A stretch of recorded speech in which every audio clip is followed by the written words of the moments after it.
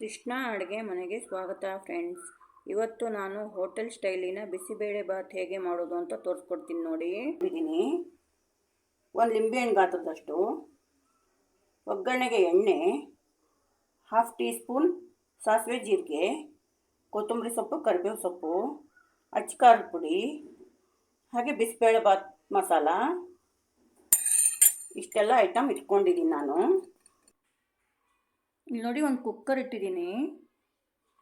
ಆ ಕುಕ್ಕರ್ಗೆ ನಾನು 1 ಗ್ಲಾಸು ತೊಗರಿಬೇಳೆ ಹಾಕ್ತೀನಿ, 1 ಗ್ಲಾಸು ಅಕ್ಕಿ ಹಾಕ್ತೀನಿ,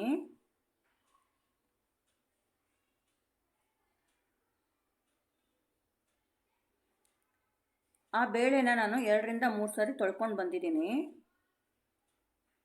ಇವಾಗ ಈ ಗ್ಲಾಸಿಂದ ನಾನು 6 ಗ್ಲಾಸು ನೀರು ಹಾಕ್ತಾಯಿದ್ದೀನಿ. ಅದೇ ಗ್ಲಾಸಿಂದನೇ ನಾನು ಅಕ್ಕಿನೂ ತೊಗರಿಬೇಳೆನೂ ತೊಗೊಂಡಿದ್ದೀನಿ. ಅದೇ ಗ್ಲಾಸಿಂದನೇ 6 ಗ್ಲಾಸ್ ನೀರು ಹಾಕ್ತೀನಿ.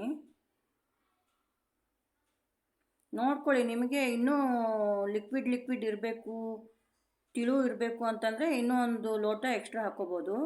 ಇಲ್ಲ ನಮಗೆ ಸಾಕು ಅಂತಂದರೆ ನೀವು ಇಷ್ಟೇ ಹಾಕ್ಕೋಬೋದು. ನಿಮ್ಮ ಟೇಸ್ಟಿಗೆ ಅನುಸಾರವಾಗಿ ಹಾಕ್ಕೊಳ್ಳಿ. ಇವಾಗ ನಾನು ಇದಕ್ಕೆ ಆಲೂಗಡ್ಡೆ, ಕ್ಯಾರೆಟು,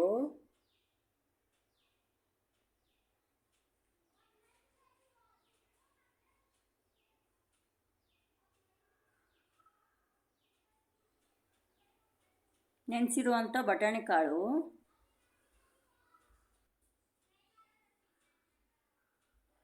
ಎಲ್ಲ ಮಿಕ್ಸ್ ಮಾಡಿ ಕುಕ್ಕರ್ ಲಿಡ್ನ ಮುಚ್ಚಿ 3 ರಿಂದ 4 ವಿಜಿಲ್ ಹೊಡಿಸ್ತೀನಿ. ಇದನ್ನು 3 ರಿಂದ 4 ವಿಜಿಲ್ ಹೊಡೆದಿದ್ದಾಯಿತು. ಇವಾಗ ಓಪನ್ ಮಾಡ್ತೀನಿ ನೋಡಿ. ಕರೆಕ್ಟಾಗಿ ಬೆಂದಿದೆ. ಇವಾಗ ಸಾಫ್ಟ್ ಆಗಿಲ್ಲ ಅಂತಂದರೆ ನೀವು ಇನ್ನೊಂದು ಲೋಟ ನೀರು ಹಾಕಿಬಿಟ್ಟು ಸ್ಮ್ಯಾಶ್ ಮಾಡ್ಕೋಬೋದು. ನಾನು ಹಾಗೆ ಸ್ಪೂನಿಂದನೇ ಸ್ಮ್ಯಾಶ್ ಮಾಡ್ಕೋತೀನಿ.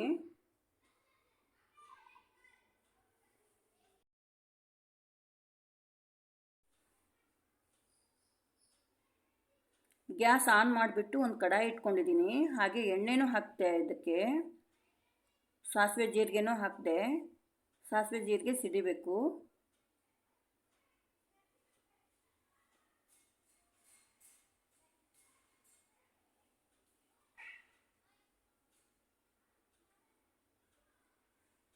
ಸಾಸಿವೆ ಜೀರಿಗೆ ಸಿಡಿದಿದ್ದಾಯಿತು.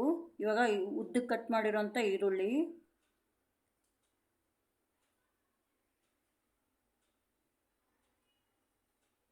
ಸ್ವಲ್ಪ ಫ್ರೈ ಮಾಡ್ಕೊಳ್ಳೋಣ. ಈರುಳ್ಳಿ ಫ್ರೈ ಆಗಿದ್ದಾಯಿತು. ಟೊಮೆಟೊ ಹಣ್ಣು ಹಾಕ್ತಾಯಿದ್ದೀನಿ. ಟೊಮೆಟೊ ಹಣ್ಣನ್ನು ಫ್ರೈ ಮಾಡ್ಕೊಳ್ಳೋಣ.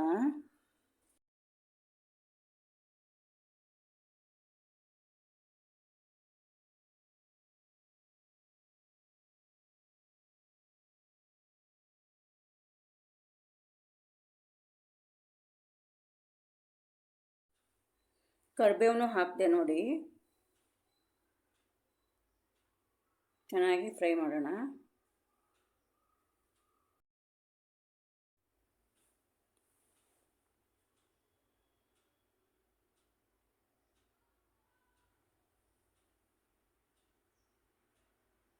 ಹುಣಸೆಹಣ್ಣಿನ ರಸ ಹಾಕ್ತೀನಿ ನೋಡಿ.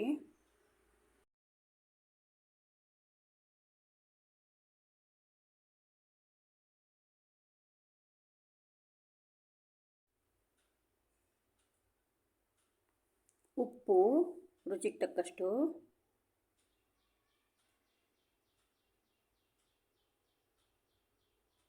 ಅರಿಶಿನ,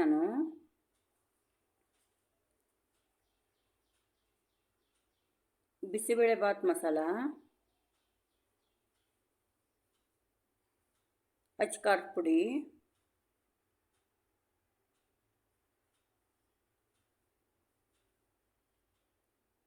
ಎಲ್ಲ ಹಾಕಿಬಿಟ್ಟು ಮಿಕ್ಸ್ ಮಾಡೋಣ.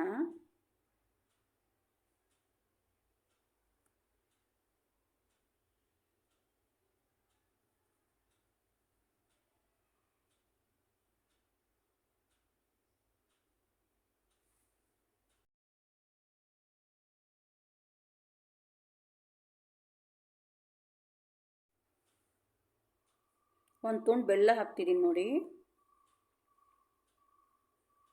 ಬೆಲ್ಲ ಕರಗುತ್ತೆ, ಅದೇನು ಬೇಗ ಕರಗುತ್ತೆ.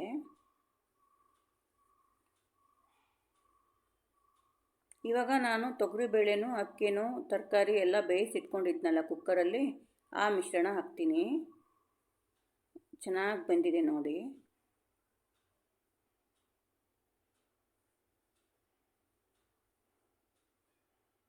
ಎಲ್ಲ ಒಂದು ಕಡೆಯಿಂದ ಚೆನ್ನಾಗಿ ಮಿಕ್ಸ್ ಮಾಡೋಣ. ಈಗ ನಾನು ತೊಗೊಂಡಿರೋ ಎಲ್ಲ ಕ್ವಾಂಟಿಟಿ 3 ಜನ ಬಿಸಿಬೇಳೆಬಾತು ಊಟ ಮಾಡ್ಬೋದು ನೋಡಿ. 3 ಜನಕ್ಕಾಗುತ್ತೆ ಬಿಸಿಬೇಳೆಬಾತು.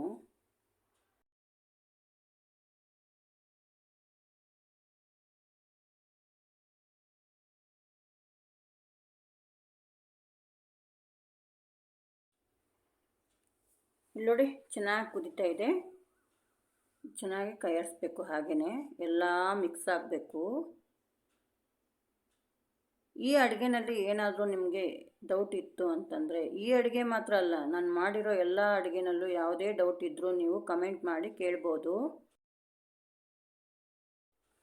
ಕಮೆಂಟ್ ಮಾಡಿದ್ರಿ ಅಂತಂದರೆ ನಾನು ಖಂಡಿತವಾಗ್ಲೂ ರಿಪ್ಲೈ ಮಾಡ್ತೀನಿ.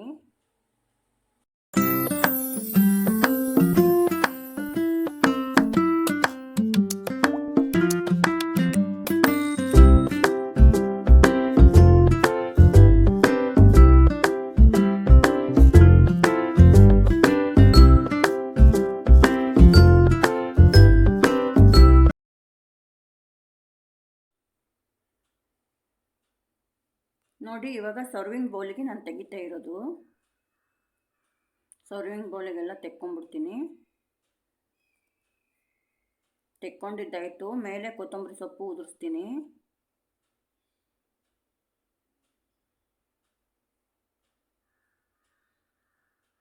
ಹಾಗೆ ಬೂಂದೆಕಾಳು ಹಾಕ್ತೀನಿ.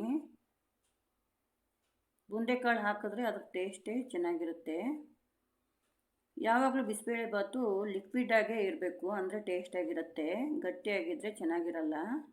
ನೀವು ಆದಷ್ಟು ಲಿಕ್ವಿಡಾಗೇ ಮಾಡ್ಕೊಳ್ಳಿ. ನೋಡಿ, ಇವಾಗ ಬಿಸಿಬೇಳೆಬಾತು ರೆಡಿ ಆಯಿತು. ನೋಡಿ ಎಷ್ಟು ಚೆನ್ನಾಗಿ ಕಾಣಿಸ್ತಾ ಇದೆ ಬಿಸಿಬೇಳೆಬಾತು.